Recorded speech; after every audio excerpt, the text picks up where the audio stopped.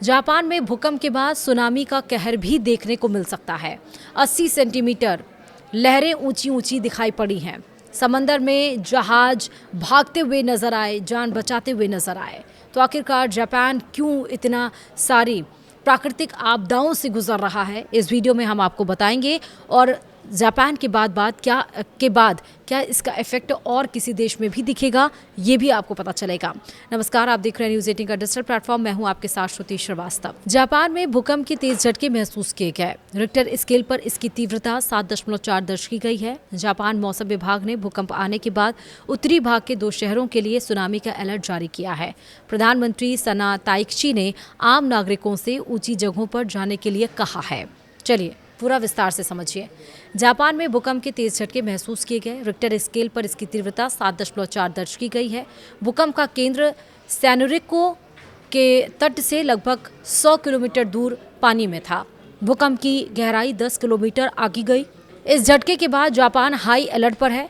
Japan मौसम विभाग का कहना है कि कुछ इलाकों में सुनामी की लहर भी उठी है। विभाग के मुताबिक मियाको बंदरगाह में सुनामी की एक लहर 80 सेंटीमीटर जितनी ऊंची दर्ज की गई है। विभाग का कहना है कि इन 2 इलाकों में भी जल्द ही सुनामी की लहरें उठ सकती हैं। ये 2 इलाके हैं होक्काइडो और इवाते। जापान के सरकारी प्रसारक NHK का कहना है कि मौसम वैज्ञानिकों ने जापान के मुख्य द्वीप के उत्तरी भाग में स्थित आओमारी प्रांत तट से 50 किलोमीटर दूर पर सुनामी देखी है।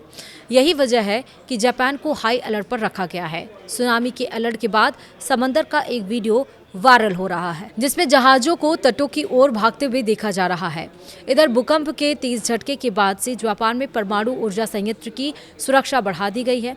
रिपोर्ट के मुताबिक स्थानीय वैज्ञानिक ओनागावा परमाणु ऊर्जा संयंत्र में किसी भी प्रकार की असामान्यताओं की जांच कर रहे हैं। वहीं जापान के प्रधानमंत्री सना ताइची ने लोगों से ऊंची जगहों पर जाने के लिए कहा है। उन्होंने इस संकट के समय आम नागरिकों से धैर्य बनाए रखने की अपील भी की है। वहीं जापान में इस साल 6 तीव्रता से ज्यादा के 3 झटके महसूस किए गए हैं। 2025 में भूकंप के 1500 से ज्यादा झटके जापान में महसूस किए गए थे। अब सवाल है कि जापान में आखिर भूकंप के इतने झटके महसूस क्यों किए जाते हैं। दरअसल जापान 4 बड़े टेक्टोनिक प्लेटों पर बसा एक मुल्क है, जो प्रशांत महासागर के रिंग ऑफ फायर का हिस्सा है। यहीं पर धरती के नीचे की प्लेटें लगातार आपस में जोड़ तोड़ करती रहती हैं। यही वजह है कि यहाँ हर साल करीब 1500 भूकंप दर्ज होते हैं। और अब सरकार ने जापान वासियों को अलर्ट रहने के लिए कहा है।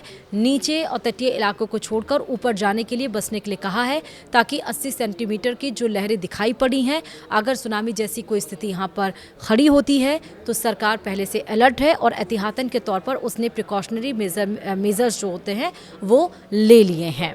फिलहाल वीडियो में इतना ही। नमस्कार।